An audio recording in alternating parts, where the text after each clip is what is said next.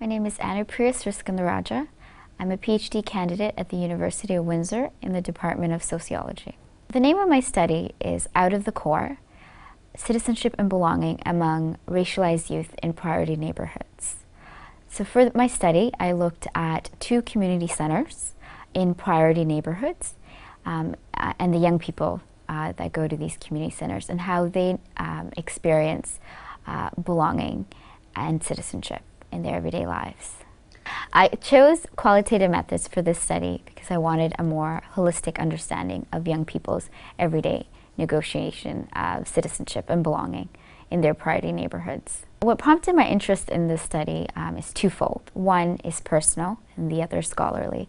Personally, being a child refugee from Sri Lanka, I spent my formative years in a priority neighborhood. And when I came to higher education, I came soon to realize that my experiences and experiences of people similar to me were not represented in the scholarly literature. And of course, this has wider implications. Scholarly literature informs policy. Policy decisions inform how much resources are distributed and what kind of services neighborhoods get. It really hit home for me, this project. And at a scholarly level, there's been this increasing lament over young people being apathetic, right? And quantitative studies have, spent a lot of time looking at declining voter turnout rates, decline in formal membership among young people. But there really hasn't been much study on, well, why is this the case? And is this the case? Are they really apathetic, or are young people just engaging in different ways, or are they conceptualizing citizenship in different ways? And what role does belonging, play in citizenship? The conceptual framework that I drew on was based on the work of Pierre Bourdieu, and his main concept that I drew on was his idea of habitus. For him, habitus is this idea that people are structured by outside social forces, but young people also can negotiate and do have a sense of agency, and they negotiate these structures, right? So they're not simply just informed by these structures, but they also have a role, and they also maneuver these structures in their everyday lives. The ethical issues at play, I think the main one is making sure that I represent these young people in the most honest way that I can, and making sure that they're represented fairly and and capture their how multifaceted they really are. And a very practical ethical issue, I think, especially using multiple methods. So, for example, participant observation.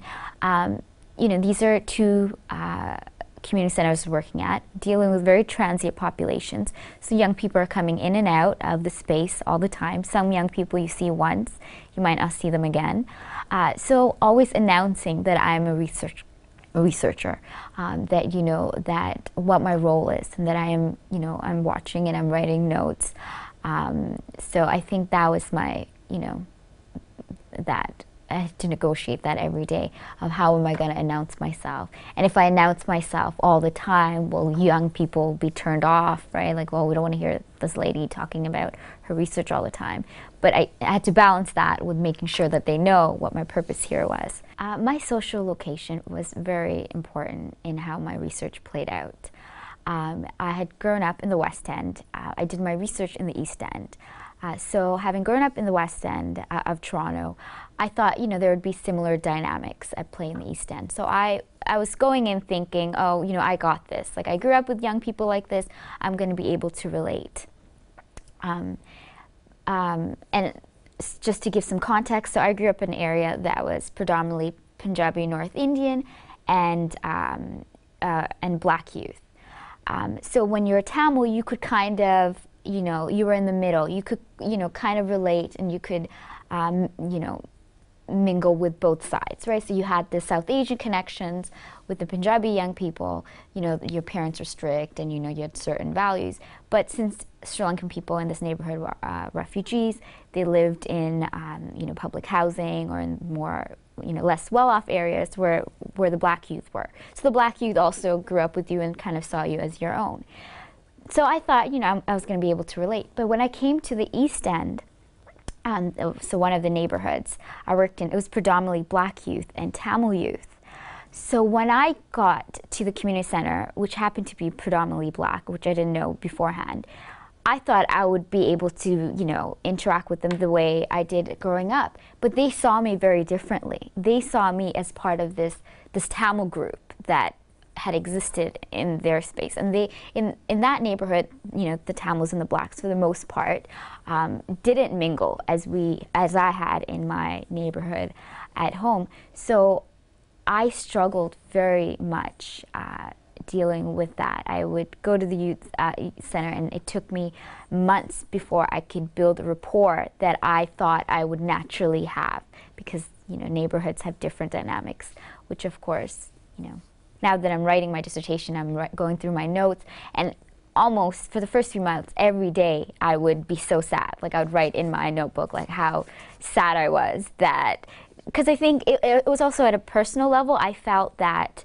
I didn't realize how academia, how far it had taken me away from being relatable to these young people. They saw me as, you don't understand my struggle, like, you're doing your PhD, right?